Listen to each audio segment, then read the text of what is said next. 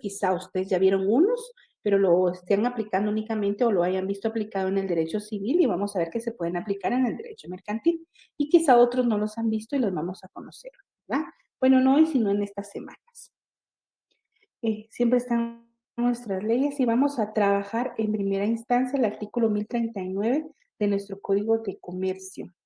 Este Código de Comercio es el que nos abre la puerta a nosotros para poder saber que cuando no tenemos algo en lo procesal dentro de nuestro derecho de comercio o nuestro derecho mercantil, entonces vamos a ir a otra vía, ¿verdad? Y vamos a ver qué dice. Artículo 1039, vía procesal.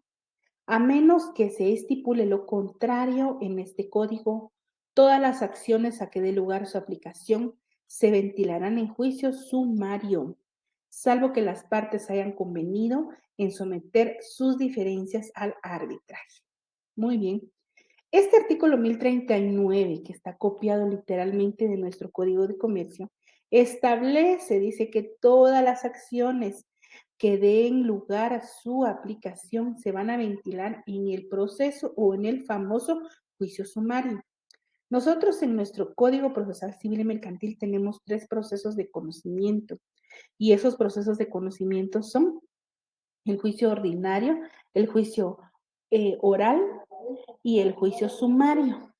El juicio ordinario, pues ahí recuerden ustedes, un poco ya revisando nuestro Código Procesal Civil y Mercantil, y que yo creo que ustedes están viendo esa fase también. En el juicio ordinario, pues se tramitan todos aquellos asuntos que no tengan señalado un trámite específico. Es decir, que si dentro de nuestra ley no dice qué clase de proceso es el que se deba seguir, por ejemplo, alimentos, dice que se ventilarán todo lo relativo a alimentos y familias, se va a tramitar en la vía oral. Pero cuando hay algo que no tenemos en donde se vaya a tramitar, vamos a irnos a un juicio ordinario. Por eso los juicios ordinarios son innominados, es decir, nosotros les vamos a colocar un nombre. El hecho de que la mayoría de nosotros le pongan los mismos nombres no significa que tienen que tener ese nombre, ¿verdad? Nosotros le podemos poner cualquier nombre y pues se tiene que analizar si es la vía correcta únicamente, en relación al nombre, no. Pero no le vamos a poner un nombre que esté desubicado, ¿verdad? Y por eso a veces nosotros queremos ir en los juzgados, ¿verdad? Lamentablemente, los operadores de justicia en los juzgados de procesal civil y de familia, pues ellos creen que los procesos ordinarios tienen el mismo nombre y que quieren que siempre los interpongamos nosotros con el nombre que ellos ya tienen ahí revisados sus expedientes. Pero eso es un error. Eso es un error porque el juicio ordinario en la misma ley dice que cuando el trámite no tenga una vía en donde seguirse, entonces debemos optar por el juicio ordinario. Es decir, que nosotros les vamos a colocar nombre, ¿verdad? Eh, Vamos a ver el juicio sumario. El juicio sumario, lo que tiene de ventaja, y vamos a ir viendo en relación al juicio ordinario, es que en el juicio sumario los trámites son los mismos, es decir, las etapas en la vía ordinaria son las mismas que la vía ordinaria. Lo único es que las etapas aparentemente son más cortas y por eso su nombre, por eso se le dice juicio sumario, porque las etapas son más achicadas en relación a los tiempos. A veces cuando tramitamos nosotros un sumario, pues a veces resulta igual o incluso hasta más largo que un ordinario, ¿verdad? Pero es por las incidencias y por las cosas que van sucediendo dentro del proceso. Pero en sí los trámites legales son más cortos. Entonces, debemos saber que en primera instancia, acá ya vamos encontrando dos procesos que nos indica el 1039. Dice, en juicio sumario, salvo que las partes hayan convenido en someter sus diferencias a qué dice, a arbitraje. Entonces, si nosotros, si una de las partes o las partes han convenido de común acuerdo resolver sus conflictos en la vía del arbitraje, entonces nos vamos a ir al arbitraje, ya sea nacional o internacional, dependiendo qué clase de arbitraje necesitemos. Naturaleza del proceso mercantil. Iniciemos a trabajar ya lo mercantil.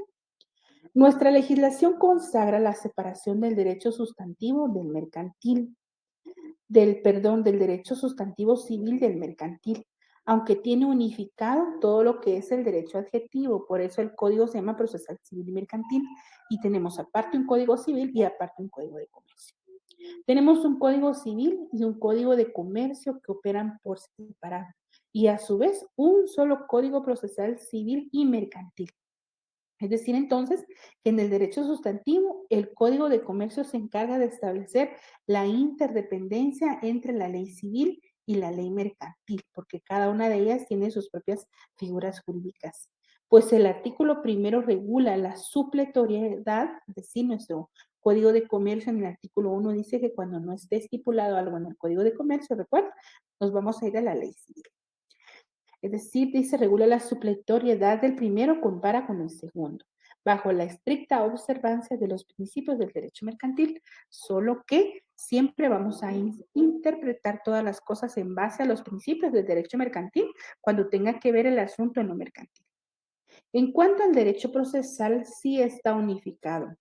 Hay que hacer la salvedad de que para la pretensión procesal en el terreno mercantil, el Código de Comercio señala las vías más rápidas para dar soluciones jurisdiccionales. ¿Qué es lo que hay entonces en el código o en los trámites del juicio mercantil y de los procesos mercantiles? Vamos a tomar y vamos a utilizar los juicios sumarios, el juicio sumario, vamos a utilizar ejecutivo y arbitral. En pocos y muy especiales casos está prevista la vía del juicio ordinario. Vamos a ver en cuáles. Esto en obsequio a la característica del derecho mercantil.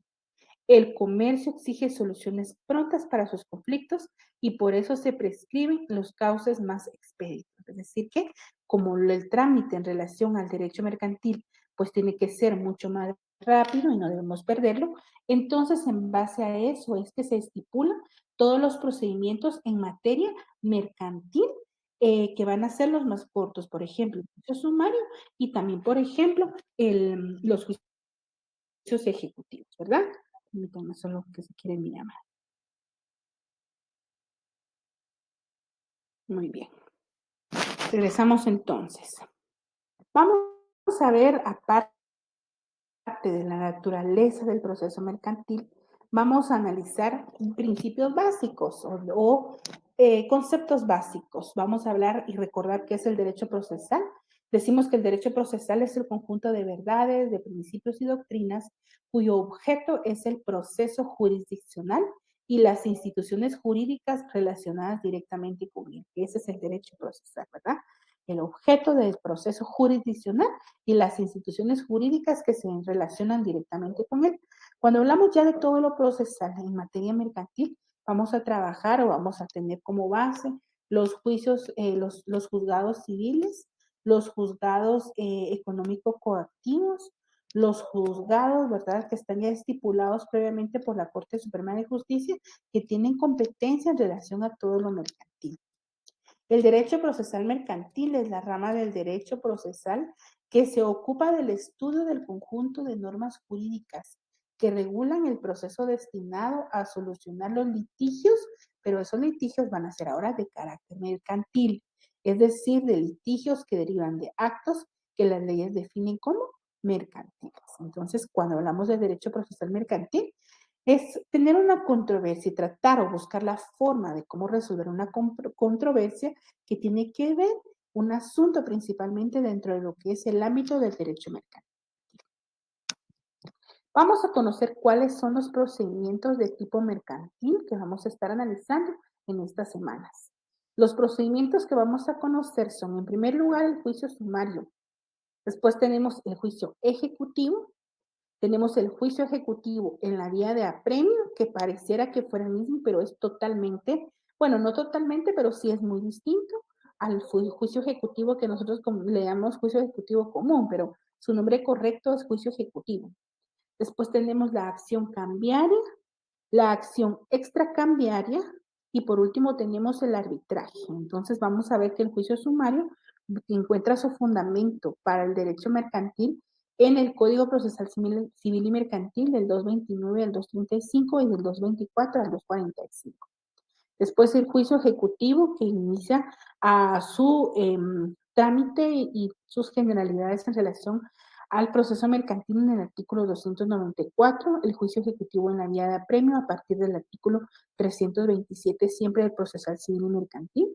Después tenemos la acción cambiaria, que vamos a encontrar su fundamento, parte en el Código de Comercio y también en el artículo 327 del Procesal Civil y Mercantil. La acción extracambiaria, que la tenemos también del 229 al 235 del Procesal Civil y Mercantil. Y tenemos también el arbitraje, que el arbitraje está fundamentado en el decreto 6795 del Congreso de la República de Guatemala. Vamos a ver y a revisar que la acción extracambiaria, si ven ustedes, está regulada en el 229 al 235 su trámite del procesal civil y mercantil. Y si regresamos al juicio sumario, está del 229 al 235 y otros artículos más. ¿Qué significa eso? Que la acción extracambiaria utiliza su fundamento también como base en lo que es el juicio sumario. Por eso vamos a entender perfectamente el juicio sumario. Entonces, vamos a ver, yo creo que la primera, hoy estamos en la semana número 13 de clases, la próxima semana tienen examen y después regresamos a la semana 14, 15, 16. Entonces, vamos a utilizar prácticamente 2 semanas para conocer cada uno de estos procedimientos mercantiles. Hoy vamos a hablar sobre el sumario del ejecutivo, después vamos a hablar del ejecutivo en la vía de apremio y la acción cambiaria y por último dejamos la extracambiaria y el arbitraje. Iniciamos entonces con lo que es el juicio sumario. Vamos a encontrar una definición importante del doctor Eduardo Cocchiuri y dice que es el juicio extraordinario de trámite, abreviado con relación al ordinario, que por oposición al ejecutivo no tiene por objeto el cobro de suma de dinero líquida y exigida. Es decir, que esta primera definición que hace el doctor Eduardo Couture lo que hace es que hace una definición en relación a una comparación. Dice que en relación al ordinario es un abreviado, es más pequeño, pero en oposición al ejecutivo no tiene por objeto el cobro de una suma de dinero, porque los ejecutivos lo que hacen es el cobro y el ordinario es más largo. Para el tratadista guatemalteco Mario Gordillo, el juicio sumario es el procedimiento de tramitación abreviada con rapidez superior y simplificación de formas con respecto al juicio ordinario. Vuelve y compara con el juicio ordinario, con los trámites de este, pero con plazos más cortos. Es decir, que si conocemos las etapas del juicio ordinario, ustedes están conociendo ya en esta etapa también del derecho, en esta fase del derecho de la fase privada. Entonces me imagino que ya han conocido el derecho ordinario y vamos a hacer que el juicio sumario es más corto que el juicio ordinario, tiene los mismos plazos, los mismos trámites, perdón, pero los plazos son los que son mucho más cortos. ¿Cuál es la materia del juicio sumario? La materia del juicio sumario es entrega de bienes muebles que no sean dinero, deducción de responsabilidad civil que puede ser de empleado y de funcionario público.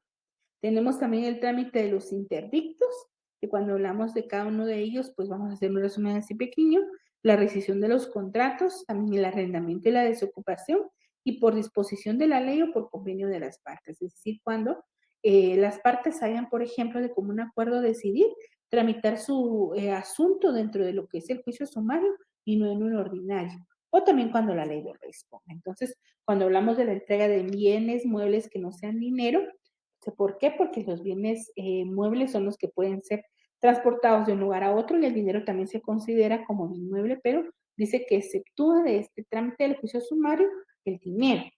La deducción de responsabilidad civil, cuando hablamos de la deducción de responsabilidad civil, recordemos que puede ser desde el punto de vista del empleado o desde el punto de vista del funcionario público. Es decir, que hay que tomar en cuenta que tanto el empleado como el funcionario público se les puede iniciar trámite de juicio sumario de deducción de responsabilidad civil. Los interdictos, recordaremos nosotros que los interdictos pues son las formas que tenemos nosotros de proteger la posesión. En oportunidades no se tiene un título que nos acredite como propietarios, pero sí tenemos la posesión y una posesión pública, pacífica, ¿verdad? Ininterrumpida. Entonces, ahí estamos hablando de los interdictos que son los que van a proteger nuestra posesión. La rescisión de contratos cuando hay una cláusula en donde se estipula por cuáles serían las razones en las que podemos rescindir un contrato y se ha presentado una de ellas, entonces se hace por medio del juicio sumario. El arrendamiento y la desocupación también es a través del juicio sumario. Y por último, dice por disposición de la ley o por convenio de las partes. ¿Cuáles son las características en sí del juicio sumario? El juicio sumario tiene las siguientes características. Primero, que es un juicio de conocimiento. No es un juicio ejecutivo, sino que es un juicio de conocimiento, porque el derecho es incierto y por lo tanto es el juez el que tendrá que declarar el mismo. Es decir, que tiene que declarar ese derecho a través, ¿verdad?, de una resolución, a través de una sentencia. Entonces, primero vemos que el juicio sumario es un juicio eminentemente de conocimiento.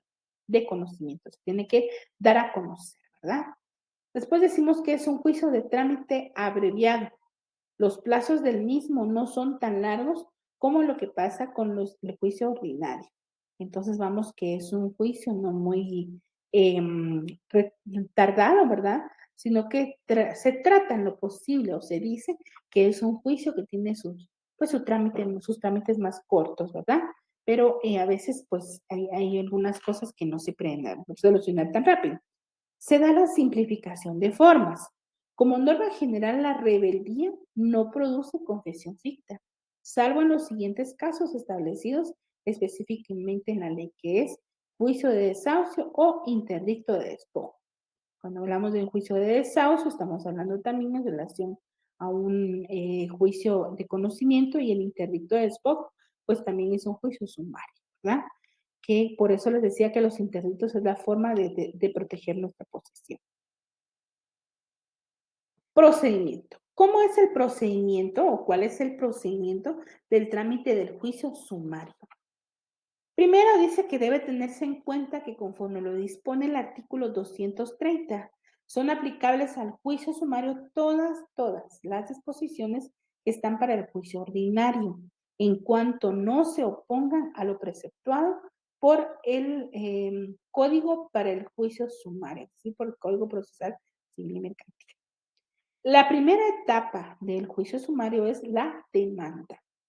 Por lo antes expuesto, la demanda entonces es un juicio sumario, debe llenar todos los mismos puntualizados en el artículo 106 de nuestro procesal civil y mercantil, y también debe cumplir con el artículo 107 de este código, mínimamente. Yo siempre he dicho que hay otros artículos que complementan el 106 y 107 para la construcción y elaboración correcta de una demanda, pero al menos deben dar estos y otros que son generales, ¿verdad? Otro punto muy importante que hay que tener en cuenta es que la controversia sometida a un juicio sumario por disposición de las partes capaces por convenio expreso celebrado en línea de escritura pública acordaron sujetarse al proceso sumario para resolver sus controversias. Celebrado el convenio, no podrá variarse la decisión, pero si el proceso intentado por su naturaleza debe hacerse ventilado en el juicio ordinario, habrá lugar al recurso de casación, tal o como lo establece el artículo 231 de nuestro Código Procesal Civil y Mercantil. Entonces, lo primero que hay que hacer es la demanda. Hay que construir la demanda del juicio ordinario, perdón, del juicio sumario. Mire, al momento de nosotros elaborar nuestra demanda, debemos de tener mucho cuidado y debemos de tener mucha sencillez y fluidez en cómo vamos a estar explicando la problemática dentro de nuestra demanda. Debemos de saber que nosotros conocemos el proceso, pero la persona que va a conocer el proceso debe entender perfectamente cómo nosotros le damos a conocer el asunto en la exposición de nuestra demanda en cada una de las partes de ella. Entonces hay que ser muy puntual en relación a lo que está pasando, qué es lo que queremos, ¿verdad? Entonces ahí estamos, ahí sí que redactando perfectamente una demanda. Las demandas, fíjense que eran muy importantes y son muy importantes, de hecho, las prácticas de bufete, porque en las prácticas de bufete ustedes son los que aprenden a hacer, ustedes son los que ganan. Ganan porque aprenden a hacer las demandas, aprenden a trabajarlas, aprenden a estar siempre pues teniendo ese manejo, ¿verdad? Entonces, por favor, compañeros, debemos de redactar perfectamente nuestras demandas. Si me hacen un favor.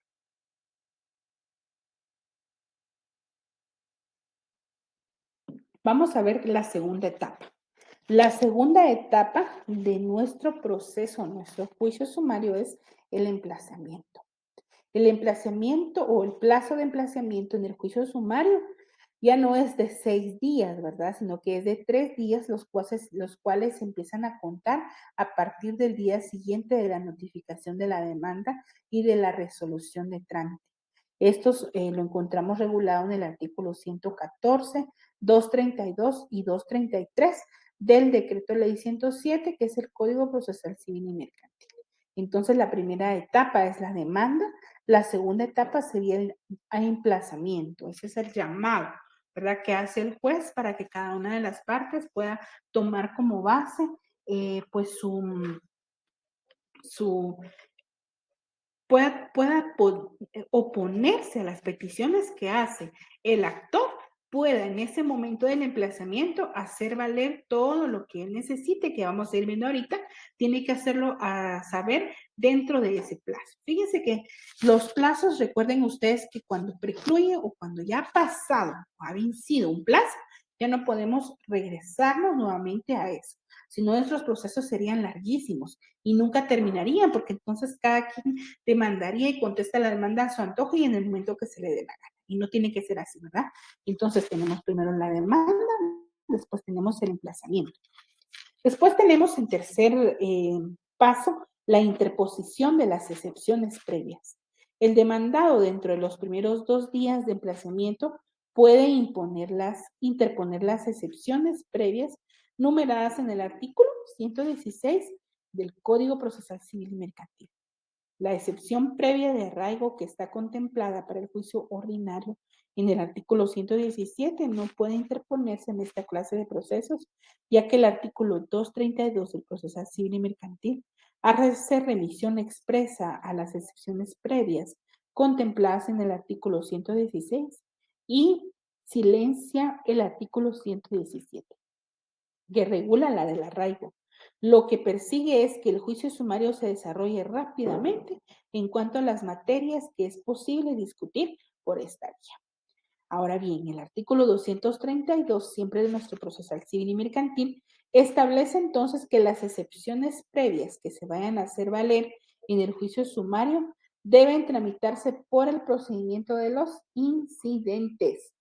Todas las excepciones, dice el 232, dice, ¿verdad? Que las excepciones previas que se hagan valer dentro del juicio sumario deben siempre tramitarse dentro del procedimiento de los incidentes. ¿En dónde encontramos ese procedimiento? Lo encontramos en la ley del organismo judicial. Sin embargo, esta misma disposición permite que en cualquier estado del proceso se puedan oponer las excepciones de litispendencia. Cuando hablamos de la litispendencia, es decir, que el mismo asunto está pendiente de resolver en otro juzgado, ¿verdad? O en otra instancia, entonces hay una pendiente. Por eso se le llama litispendencia. También hay una falta de capacidad legal. Las personas no son las que están legalmente acreditadas para pues, tratar de resolver ese asunto. Falta de personalidad, estaremos equivocados en relación a una u otra persona. Falta de personería, ¿verdad? No tiene las cualidades o las calidades necesarias para poder comparecer dentro del proceso. Cosa juzgada, es decir, que ya se solventó ese asunto, ya se finalizó y se quiere volver a reabrir o a procesar nuevamente, que también es prohibido en relación incluso a la prohibición de más de 2 instancias, que es constitucional y también procesal el principio. Caducidad, que ya pasó el tiempo, prescripción, que ya prescribió, la transacción es que el asunto ya se le dio solvencia, ya se le dio salida mediante un contrato de transacción. Las que serán resueltas en sentencia. Estas excepciones también podrían resolverse por el procedimiento de los incidentes, pero no tendría sentido permitir esta solución cuando precisamente lo que se persigue es la abreviación de los trámites, es decir, que se le da el trámite, pero se hace siempre dentro del proceso del juicio sumario. Tenemos ahora como cuarto punto, tenemos las actitudes del demandante. Según nuestro Código Procesal Civil Mercantil, el término para contestar la demanda en el juicio sumario es de 3 días, a diferencia del ordinario que es de 9, ¿verdad? Y tenemos las primeras 6 para la interposición de excepciones. Aquí se presenta el mismo problema que en el juicio ordinario en relación con la falta de contestación de la demanda en el término fijado. Cuando se saben, algunos opinan que transcurrido el término de 9 o de 3 en el sumario, sin que el demandado haya contestado la demanda, ha precluido, es la preclusión procesal, ¿verdad? Es decir, que ya no es momento para presentar cuando ha precluido el derecho del demandado a hacerlo. Si bien es cierto, el artículo 64 del procesal civil y mercantil establece la perentoriedad e improrrogabilidad de los plazos y términos salvo disposición legal, puesto que el artículo 113 del Código dice que si transcurrido el término del emplazamiento, el demandado no comparece, se tendrá por contestada la demanda en sentido negativo, es decir, que no hay que dejar de pasar este momento. Y se le seguirá el juicio en rebeldía a solicitud de la de parte, es decir, que para que se produzca entonces la caducidad o decadencia del derecho del demandado a contestar la demanda, se requiere del acuse de rebeldía de la otra parte. En virtud que para el juicio sumario se deben aplicar supletoriamente las disposiciones que están contenidas para nuestro juicio ordinario, es que la contestación de la demanda, así como también debe cumplirse con lo dispuesto en el artículo 107 del Código con respecto a los documentos esenciales. Dispone también el Código que la contestación de la demanda el demandado puede interponer las excepciones perentorias que tuviere contra la pretensión del actor, por la naturaleza de estas excepciones que se refieren al fondo del proceso. Su resolución tiene lugar en la sentencia, o sea, cuando se ha agotado todo el trámite del juicio. Como es posible que hechos originantes se produzcan después de la contestación de la demanda, se pueden proponer en cualquier instancia dándole el mismo tratamiento que las excepciones de pago y de compensación. Todas estas, es decir, todas estas se van a resolver siempre al momento de dictarse la sentencia. Las actitudes del demandado son muy importantes y no debemos agotarlas, por favor, dentro de nuestro código, nuestro proceso eh, sumario, ¿verdad? Vamos a leer un poquito del juicio sumario. Vamos, por favor, a leer el artículo. Vamos a ir analizando. Yo me imagino que ustedes tienen esos códigos bien detallados, bien subrayados, porque estos son los procesos que no podemos, ¿verdad? Dejar muy bien. Tenemos acá nuestro juicio sumario y este está a partir del artículo 229 de nuestro procesal civil y mercantil. Entonces, este es un procedimiento, dijimos, de tramitación abreviada, con rapidez muy eh, por ventaja en relación a lo que es las etapas de nuestro juicio ordinario, pero los plazos son más cortos. Las etapas son las mismas, los plazos más cortos, ¿verdad? Dijimos que sumario viene de sumar, significa achicar, acortar, resumir algo, ¿verdad? La ampliación, se amplían por analogía todas las normas, se van a aplicar siempre que estén contenidas siempre dentro del contenido del juicio ordinario. Vamos a ver, dice en el artículo 229, que es materia de juicio sumario, los asuntos de arrendamiento y desocupación, la entrega de bienes muebles que no sean dinero, la rescisión de contratos, la dirección de responsabilidad civil contra funcionarios y empleados públicos, interdictos y los que por disposición de la ley o por convenio de las partes deban seguirse, ¿verdad? Entonces tenemos primero en el artículo 232, la interposición de las excepciones previas, en donde vamos a sacar esas interposición de excepciones previas dentro del artículo 116 del Código Procesal Civil y Mercantil. Muy bien, avancemos ahora en relación a la prueba. Esta sentencia en nivel de impugnación, la prueba. El término prueba en el juicio sumario es de 15 días de conformidad con lo establece el artículo 234. Revisémoslo de una vez. Dice, el término de prueba será de 15 días, es decir, que para prueba en el juicio sumario únicamente tenemos 15 días, ¿verdad? La vista se verificará dentro de un término no mayor de 10 días, contados a partir del vencimiento del término de prueba. La sentencia debe pronunciarse dentro de los 5 días siguientes. Esa es la definición del artículo 2.4 en relación a la prueba.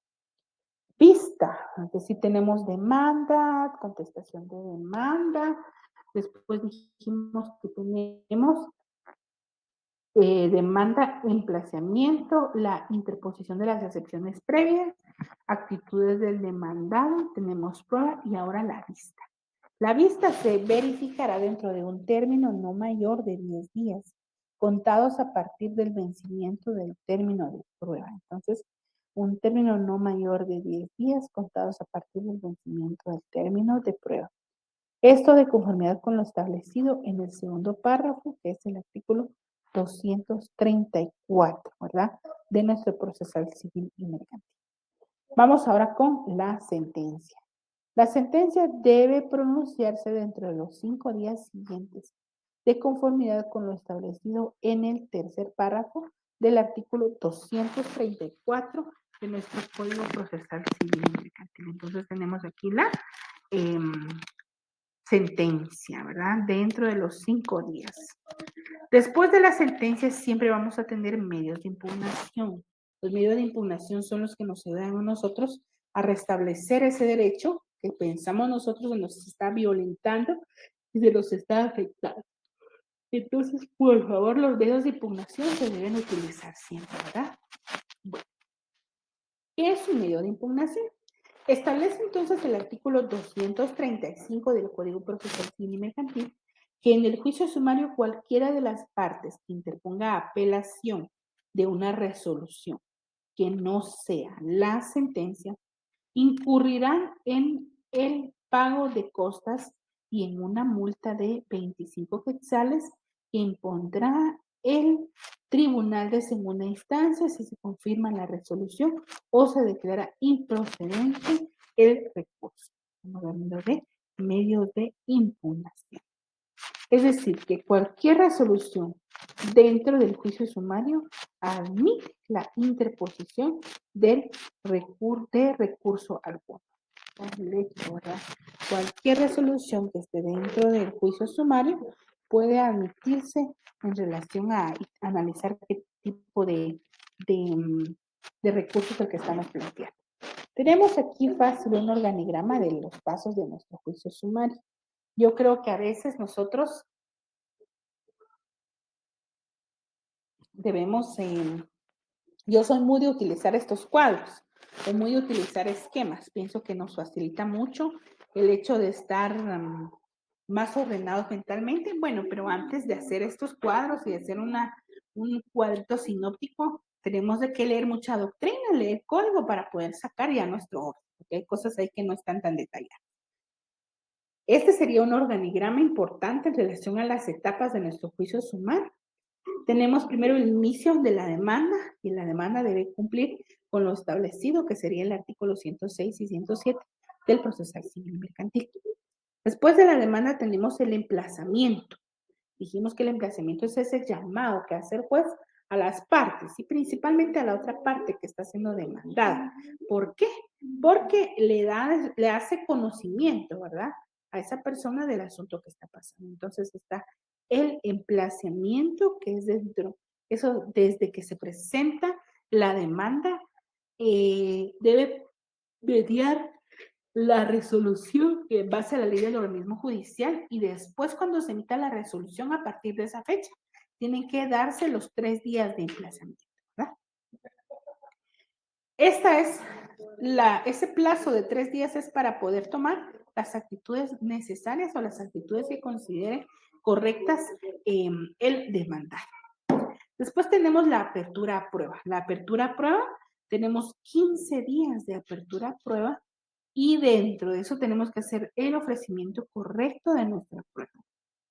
Después de la apertura a prueba vienen 15 días y esos 10 días son de vista. Y esa vista puede ser pública o puede ser privada. Pues yo creo que en juicio sumario siempre, dependiendo del asunto o si una de las partes solicita que sea puerta cerrada, entonces se va a volver pues es una diligencia de forma privada. Después tenemos el auto para mejor fallar, que ese tenemos un espacio también en 15 días, que ese es optativo del juez. Esto lo tenemos en el artículo 197. Entonces tenemos este organigrama importante y por último tenemos la sentencia. La sentencia la van a dictar en los 5 días siguientes, ¿verdad? Puede ser que la sentencia puede acceder a lo peticionar o al contrario puede denegar. Entonces tenemos 3 días de aplazamiento, 15 días de apertura a prueba, 10 días de avista, 15 días del auto para mejor fallar y sentencia. Ahí estamos entonces, ¿verdad? Entonces debemos tener muy en cuenta estas etapas del juicio sumario y las debemos estudiar muy bien, ¿verdad? Debemos tenerlas presentes para poder resolver cualquier asunto. Y recuerden que este no solo nos va a servir en el derecho mercantil, sino nos sirve en todo el proceso civil. Este es un organigrama o un juicio, perdón, un esquema más detallado en relación a nuestro juicio sumario, ¿verdad? Y tenemos en primera instancia la demanda que está en el artículo 61, 106 y 107, mínimamente llenar estos requisitos que están contenidos en esos artículos, que es el contenido de nuestra demanda. Después tenemos el emplazamiento. Para el emplazamiento, recuerden ustedes que tenemos 3 días de emplazamiento.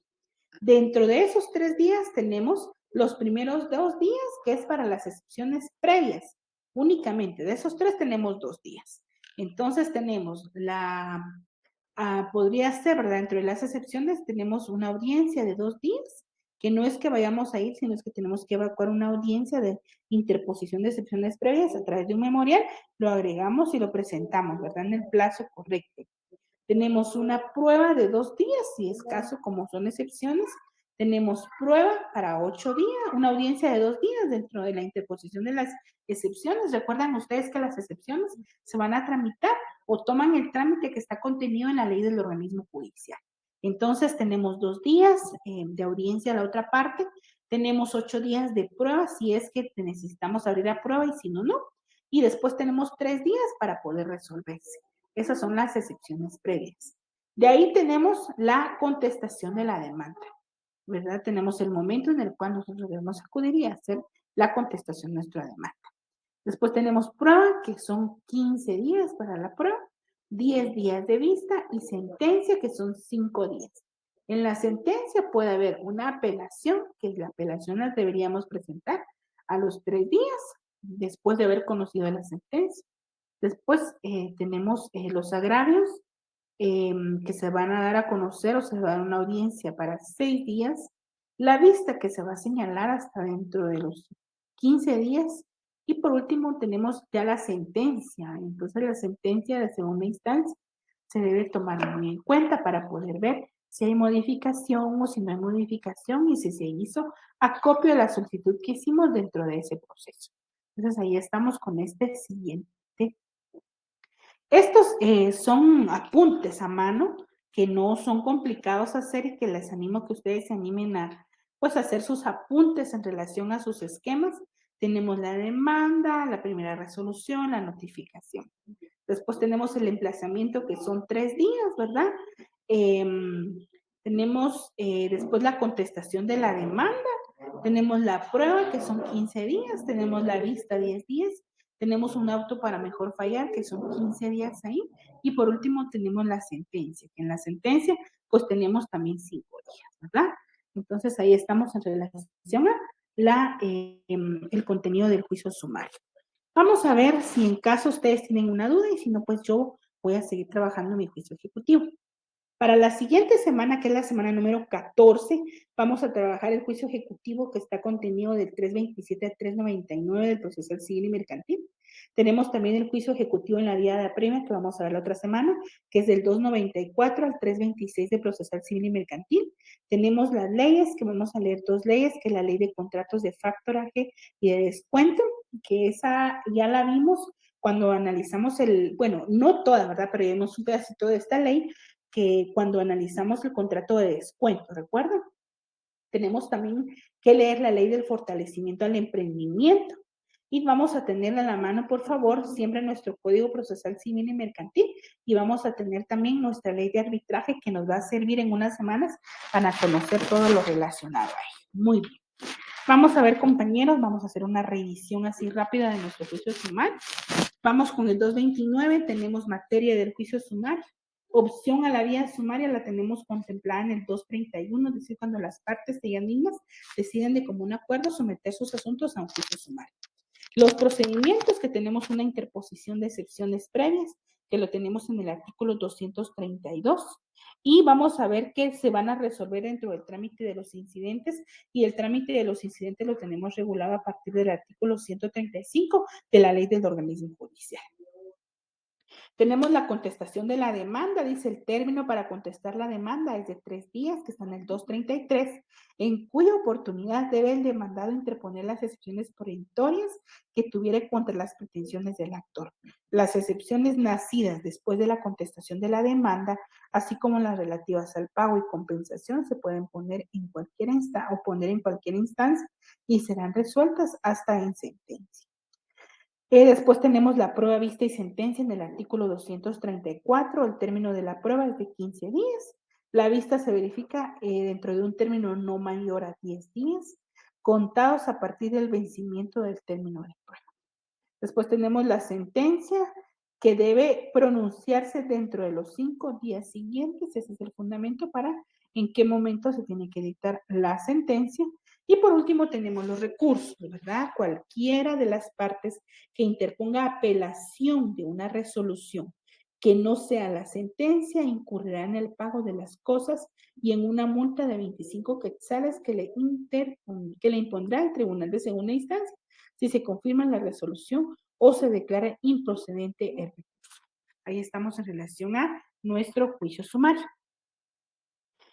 Vamos a ver sobre arrendamiento y desahucio, que ya es materia de juicio sumario, pero ya no son generalidades, sino que son especificidades, ¿verdad? Que ya contempla nuestro Código Procesal Civil y Mercantil, es decir, que ya tiene un trámite específico para cada uno de ellas.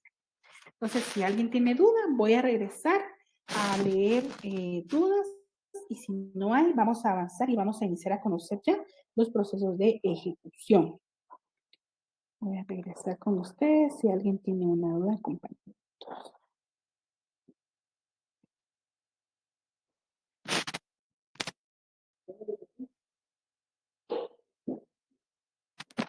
Este es el mismo proceso sumario. El mismo proceso sumario que ustedes están viendo ahorita, ese mismo proceso sumario es el que llevamos en todo, ¿verdad? Ese es el que llevamos. Muy bien, vamos a ver, creo que tengo una. Puede compartir las diapositivas. Sí, claro que sí, compañero. Ya en un momento voy a empezar a enviar diapositivas. Las diapositivas se las voy a compartir hace un momentito ya. Se las voy a enviar ya.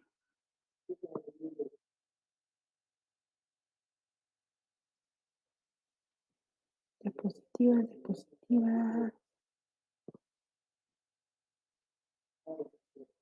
Las diapositivas. ¿O bien, compañero? No se vio la captura. Muy bien, no tenga pena. Yo le envío dentro de un momentito la. Dicen algo de las costas, pero no puedo leer completo. Para el pago de costas, ¿qué es lo que se incluye? Bueno, fíjense bien.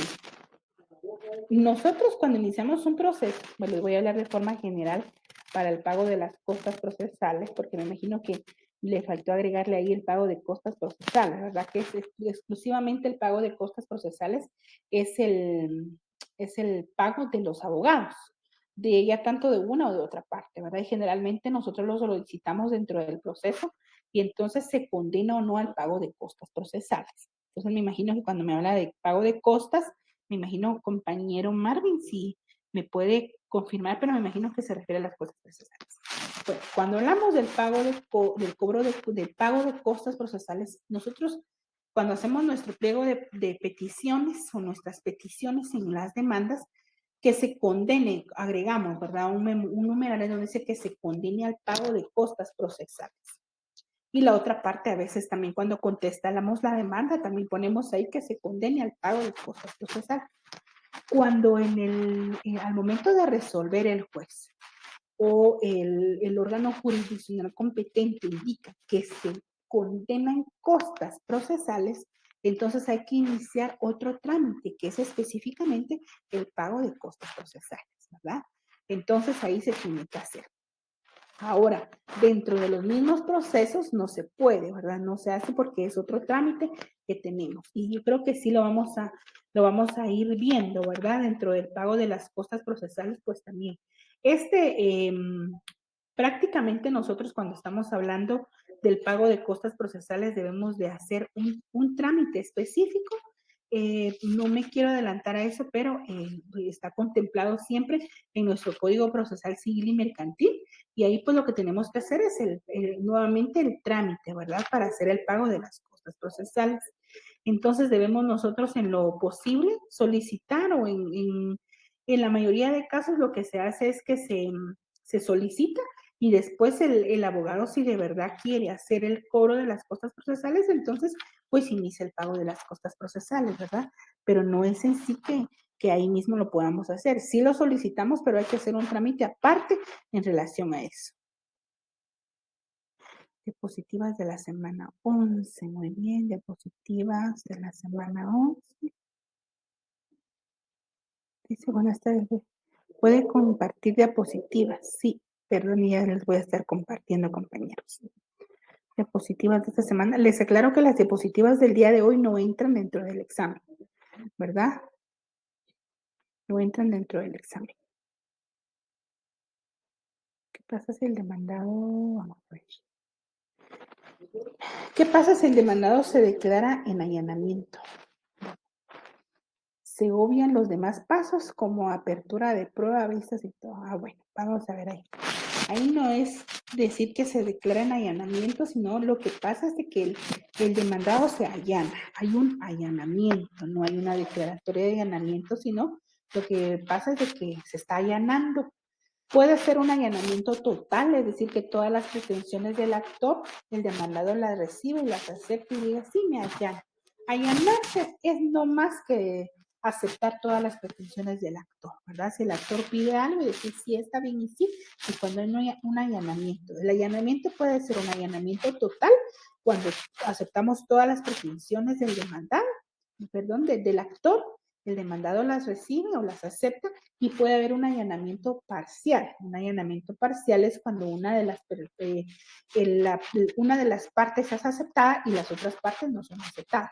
¿Qué pasa entonces si el demandado se allana? No es declaratoria de allanamiento, sino solo se allana, es decir, que dice, sí, está bien. Entonces, lógicamente, pues se van a obviar todos los demás pasos, ¿verdad? Entonces se dice, ¿verdad? Que sí, pero no es tanto que no se vaya a analizar la prueba, que no tampoco, sino que se van a dar los pasos más rápidos, pero hay un allanamiento. Eh, no creamos nosotros, ¿verdad? Que porque hay un allanamiento y cuando, por ejemplo, vamos a un juicio de alimentos, un oral, que es muy distinto a los juicios sumario y ordinario, que todo lo hacemos por escrito. En el oral, si hay un allanamiento, por ejemplo, si es petición de alimentos, entonces el padre dice, sí, me allano, y sí, el día me está pidiendo 1,000 quetzales por él y mi hijo, y le voy a dar 1,000 quetzales. Es decir, es más, no le quiero dar 1,000, sino le quiero dar 1,500, ¿verdad? Hay un allanamiento total, y ahí, pues ya no hay otras etapas del proceso. En cambio, en estos juicios, en el ordinario, en el sumario, puede haber un allanamiento, pero el allanamiento lo va a hacer la persona al momento de contestar su demanda. En ese momento en el que el juez le da la oportunidad para asumir una actitud, él se va a allanar, pero no significa que no se vayan a dar todas las etapas del proceso. Se van a dar todas las etapas del proceso, todas, todas. Se van a dar todas, incluso le van a seguir notificando a usted, le van a seguir notificando en relación a la prueba, para apertura de prueba, le van a señalar el día para la vista y le van a dictar sentencia, ¿verdad? Es decir, que dentro del proceso se van a dar las mismas etapas, no es como en el oral, que en el oral, pues si llegan a un convenio, ahí termina todo y ya no se analiza ni la prueba, no. En estos juicios, en el ordinario y en el sumario, sí se agotan todas las etapas del proceso, ¿verdad? Sí se agotan. ¿Saben cómo no se podría hacer cuando no son derechos de menores? Miren, aquí en esto podríamos hablar de muchas cosas, pero no los quiero confundir. Solo les digo algo, ¿verdad? Cuando no son de menores, porque recuerden ustedes que dentro de los derechos de los menores no puede haber, no puedo yo decir, no, es que ya no voy a seguir con el proceso porque ya no deseo hacerlo, ¿verdad? No se puede hacer porque es dentro de un derecho de menores, es decir, cuando no hay menores de edad involucrados dentro del proceso, entonces se puede hacer, ¿verdad? Podríamos hacer una transacción, que es una escritura, que ustedes me imagino ya la aprendieron, un contrato, ¿verdad? De transacción dentro del derecho civil. Podríamos hacer quizás una conciliación extrajudicial, ¿verdad? O también judicialmente solicitarla ahí, ¿verdad? Dentro del órgano jurisdiccional y llegar para no agotar todas esas etapas. Pero aún si no se hace de otra forma, tendríamos normalmente, se allana y sigue el proceso común, así como se está haciendo, ¿verdad? No sé si estoy bien ahí, compañero. Dice, ¿me puede hablar sobre el tema de los interdictos? ¿Será el mismo que se refiere a una persona en estado de interdicción? No, no tiene nada que ver los interdictos con la declaratoria de interdicción. Miren, yo no estoy dando clases de civil, pero les voy a hablar un poquito de los interdictos, ¿verdad? Los interdictos se tramitan también, es un proceso que se tramita en el juicio sumario y por eso es que salió ahí. Si ustedes quieren, vamos, ¿verdad? Bueno, a veces lo que sucede es que como yo no estoy trabajando este curso, si no estoy trabajando eh, mercantil, entonces por eso es, ¿verdad? Pero no es que no queramos hablar. Bueno, vamos a ver, dentro del juicio sumario, de una vez dice, el único que no tiene un listado de los procesos que se van a tramitar en su vía es el juicio ordinario. Pero cuando vemos nosotros el juicio oral, tiene cuáles son los elementos que se van a tramitar en el juicio oral. Ahora, en el juicio sumario también, de una vez, o sea, busco mis pestañitas porque ya tengo aquí. En el juicio sumario dice que se van a tramitar los asuntos de arrendamiento de su ocupación, entrega de bienes, decisión de contratos, la adopción de responsabilidad, interdictos, que están en numeral 5 del 229, y por último los que por disposición de la ley, ¿verdad? Y a partir de los interdictos, entonces nos vamos a ir directamente al artículo, vean ustedes conmigo, 249 de nuestro Código Procesal Civil y Mercantil. Cuando usted me dice, ¿será que lo mismo de los interdictos tiene que ver con la declaratoria de interdicción? No. La declaratoria de interdicción es otro procedimiento que es también dentro, y lo encontramos dentro de la declaratoria de interdicción en nuestro procesal civil y mercantil. ¿Cuándo es necesario hacer la declaratoria de interdicción? Se hace la declaratoria de interdicción cuando una persona no está bien en relación a mentalmente. Queremos comprobar, por eso es un proceso, no es nada más. Y el proceso de declaratoria de interdicción se hace con el objetivo, según dice nuestro Código Procesal Civil y Mercantil, de nombrarle defensor, de nombrarle un representante a esa persona, ¿verdad? Por ejemplo, un padre de familia tenía, yo les hablo así de casos así muy rápido, un padre de familia tenía muchos bienes, muchos bienes que había hecho durante toda su vida, pero en algún momento de su vida él empieza a perder la memoria por una enfermedad que ustedes ya saben cuál es, pero a mí se me dificulta a veces pronunciarla. Entonces él empieza a perder la memoria y le hacen los exámenes clínicamente psiquiátricos en donde la persona pues cada día iba a ir perdiendo la memoria, incluso iba olvidando a su familia. Entonces, en base a eso, él empieza, al fin no se sabe en qué momento, porque la mente es tan grande y las personas que estudian, ¿verdad? Psiquiatría y todo eso, se sabe en qué momento preciso la persona está actuando con su razón y cuando no lo hace, pero resulta que la persona empieza a vender sus bienes, empieza a vender era una granja familiar, pero estaba a nombre de él. Después se empieza a vender una vivienda y ciertos inmuebles que tenía. Entonces ellos iniciaron el proceso de declaratoria de interdicción y con justa razón, ¿verdad? Porque era una persona que jamás había pensado en su vida haber vendido sus bienes, sino al contrario, dejárselos a sus hijos, en una familia muy unida, pero se tuvieron que ver a la necesidad de solicitar la declaratoria de interdicción, ¿verdad? ¿Para qué? Para que esta persona no terminara de enajenar todos sus bienes. Entonces ahí estamos hablando de la declaratoria de interdicción de una persona. Ahora, un interdicto Ahora los interdictos son otra cosa. 222-49 procesal civil y mercantil. Decide sobre la posesión temporal de un medio procesal para la defensa de la posesión. La decisión no pasa en autoridad de cosa juzgada y puede ser revisada por medio de una promesa posterior, un proceso posterior. Eso es un interdicto. Los interdictos solo proceden, veamos en 249, respecto de bienes inmuebles. Es decir, que solo para bienes inmuebles podemos utilizar los interdictos y de ninguna manera afectan las cuestiones de propiedad ni de posesión definitiva. En ellos no se resolverá cosa alguna sobre propiedad. Solo lo que se va a defender aquí es la posesión. Me van a decir ustedes, pero ¿qué diferencia tenemos entre una posesión y una propiedad? Ay, lamentablemente hay muchas personas que son poseedoras, pero no son propietarias. Y otras personas que son propietarias, pero no son poseedoras. Y entonces, debido a eso, pues hay que proteger la posesión. Y lo urgente para proteger la posesión es la interposición de un interdicto. ¿Cuáles son los interdictos? Está de amparo de posesión o de tenencia, de despojo, de apeo y deslinte y de obra nueva y peligrosa. Esos son las 4 clases de interdictos que existen. Vamos a ver solo uno, al 253. Ese es el de amparo de posesión o de tenencia. ¿Cuándo voy a iniciar? Esa acción es una llamada, según nuestra doctrina, es la llamada acción publiciana, ¿verdad? Que yo he sido poseedora de forma pública, pacífica, ininterrumpida, ¿verdad? Y quiero retener esa posesión. Vamos a leer el 253, dice, procede este interdicto cuando el que se halla en posesión o tenencia del bien inmueble es perturbado en ella por actos que pongan de manifiesto la intención de despojarlo. El depositario, el administrador o cualquier persona que poseyere a nombre de otro puede pedir también que se le ampare en la tenencia o posesión. ¿Qué significa esto? Una persona que es poseedora, pero que no es propietaria. Por ejemplo, vive en la casa de una tía y hay una persona que lo quiere desocupar. Le dice, mira, por ejemplo, otro primo, salite de aquí y mira, yo voy a hacer esto y lo otro.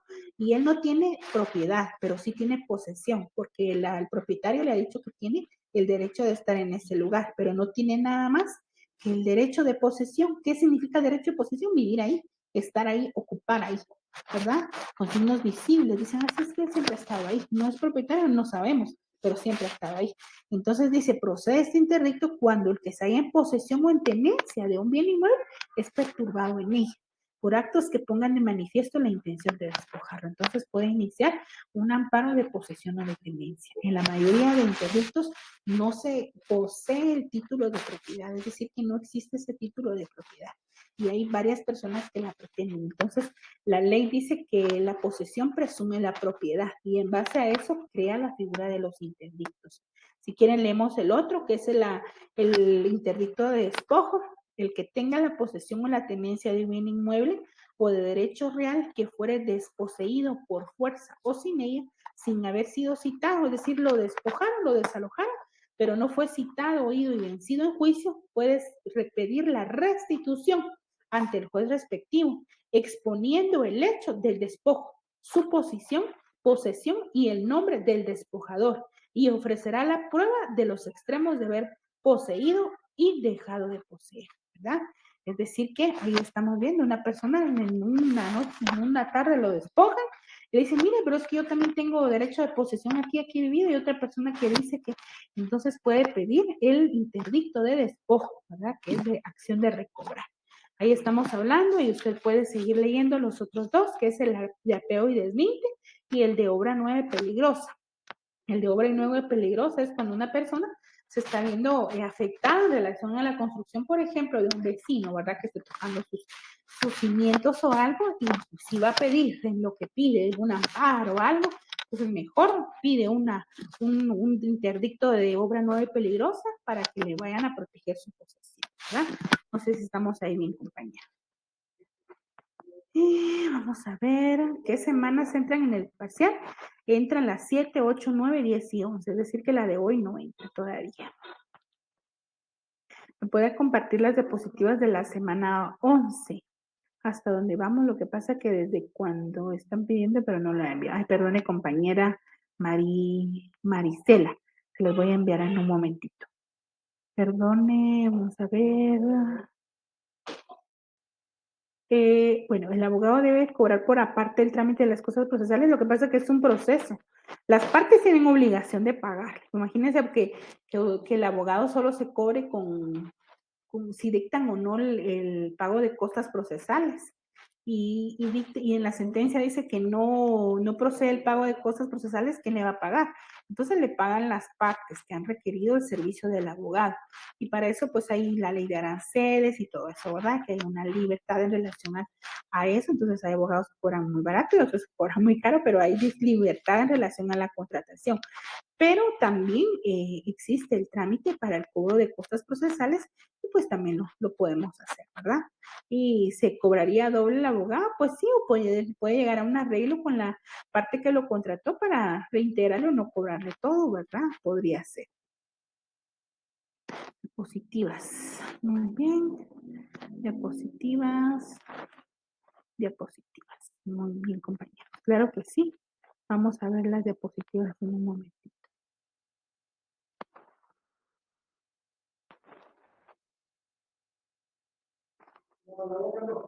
Diapositivas. Muy bien. Muy bien. Diapositivas, diapositivas. Ujú. Vamos a ver. ¿Cómo se determina un juicio de desocupación? Y eso se puede ya en su clase, muy bien.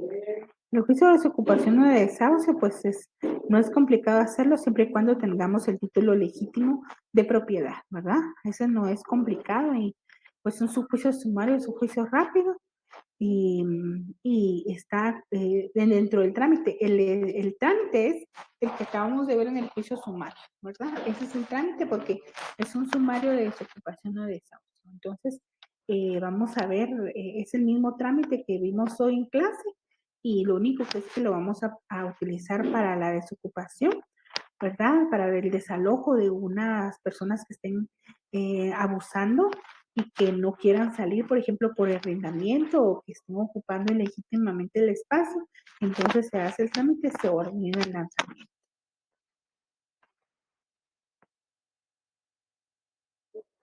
Correcto, costas procesales, solo pago de abogados incluyen otros gastos. Sí. Lo que sucede es que cuando hablamos del pago de costas procesales, estamos hablando del pago específicamente que se le hace al abogado, ¿verdad?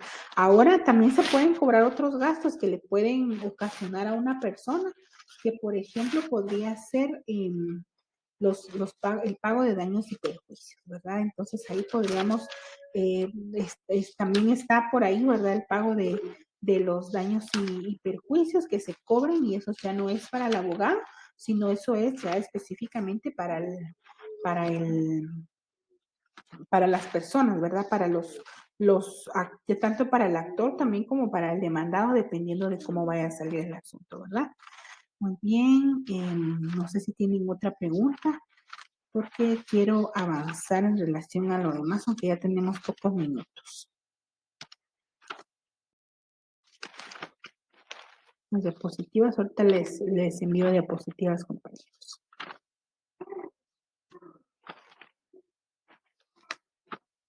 Diapositivas. Sí, vamos a ver, el examen va a ser en el mismo horario, es decir, que en el mismo horario en relación al que tienen ustedes de 3:30 hasta 5 de la tarde, es el mismo em, horario el que van a utilizar ustedes siempre para, para el examen, ¿verdad? Muy bien, solo quiero revisar con ustedes, aprovechando que estamos hablando de eso, el artículo número 572 de nuestro Código Procesal y Civil y Mercantil, ¿verdad? 572. Y dice, carga de las costas. Cada parte será directamente responsable de los gastos que se ocasionen por los actos que lleve a cabo o por los que pida, es decir, cuando estamos contratando a un abogado, debiendo anticiparlos cuando así lo establezca la ley. En caso de condenación en costas, la parte condenada indemnizará a la otra de todos los gastos necesarios que hubiera hecho. Estamos hablando del pago de costas. Condena las costas, el juez en la sentencia que determina el proceso que ante él se tramita, debe condenar a la parte vencida al reembolso de las costas a favor de la otra parte. Este es el famoso principio objetivo del vencimiento, es decir, que no solo se va a dictar en sentencia sí o no a la declaratoria de un derecho, sino también las resultas del proceso, los gastos que se han ocasionado. Entonces, deberíamos en todo momento, pues, eh, debería existir siempre una declaración en costas en todos los procesos, pero lamentablemente no se hace. Incluso yo he leído muchas sentencias en donde el juez hace su análisis, ¿verdad? Y dice, el juez que no se condena en cosas debido a que la persona no posee, pero ni siquiera hay un estudio socioeconómico claro y puntual en relación a si puede o no pagar las cosas, pero muchos en las sentencias así dicen, que no se le condena en cosas debido a tal cosa, pero de una vez nuestra ley no dice eso, ¿verdad? Dice el juez en la sentencia que termina el proceso ante el que debe condenar, no dice no debe analizar, o sino, aunque más adelante vamos a seguir leyendo, pero dice,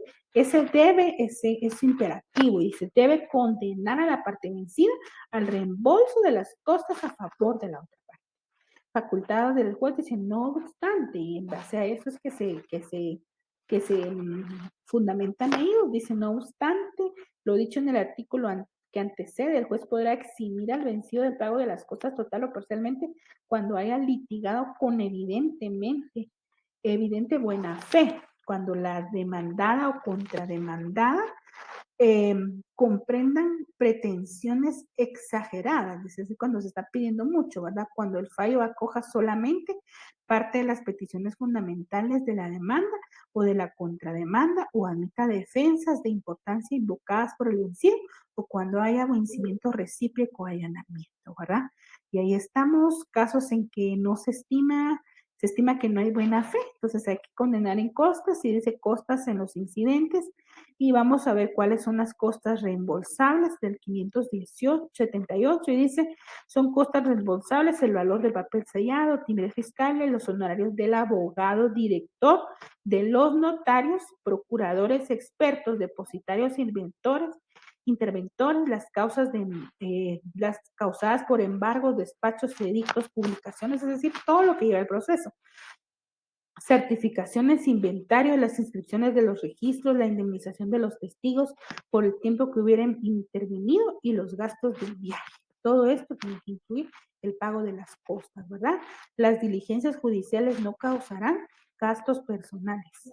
Responsabilidad solidaria, y de ahí está el 580, que está el trámite, y dice, el que pida resolución de costas presentará un proyecto de liquidación. Ahí está el trámite. Ajustado al arancel. El juez oirá en incidente, es decir, que el trámite para hacer el cobro de las costas procesales, ¿cuál es?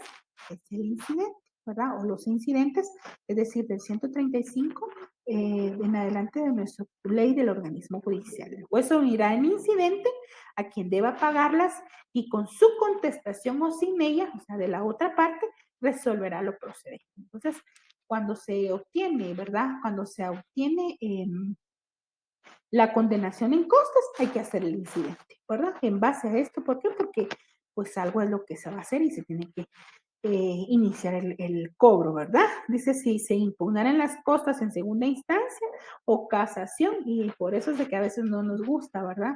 Eso, el juez pedirá por nota al Tribunal Superior la confirmación de las costas causadas en el auto y ahí está bien porque si seguimos bien y bien y bien, entonces ahí se aumenta el pago de las costas, ¿verdad? Se aumenta porque ya hay otras instancias que se han utilizado y generan más gastos. La certificación de este auto constituye título ejecutivo suficiente para el cobro de las costas causadas. Este es el trámite de él. El cobro de las costas está a partir del 572 del procesal civil y mercantil. Dice, buena tarde, quería pedirle por favor si me comparte la clase 13, solo que puedo incomodar. Claro que sí. Bueno, ahí estamos entonces, compañeros.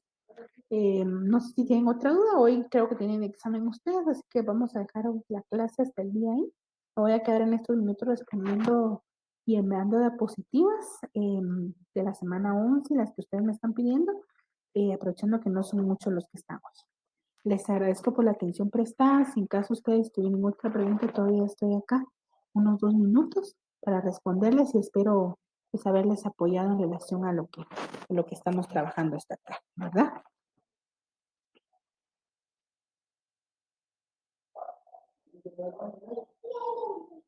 Muy bien, ahí estamos. Entonces estamos pendientes con ustedes, compañeros. Nos vemos dentro de 15 días. Que tengan un buen examen la otra semana. Los dejo para que inicien y empiecen a cargar ya su otro correo para que no les cueste ingresar. Que tengan buena tarde, compañeros.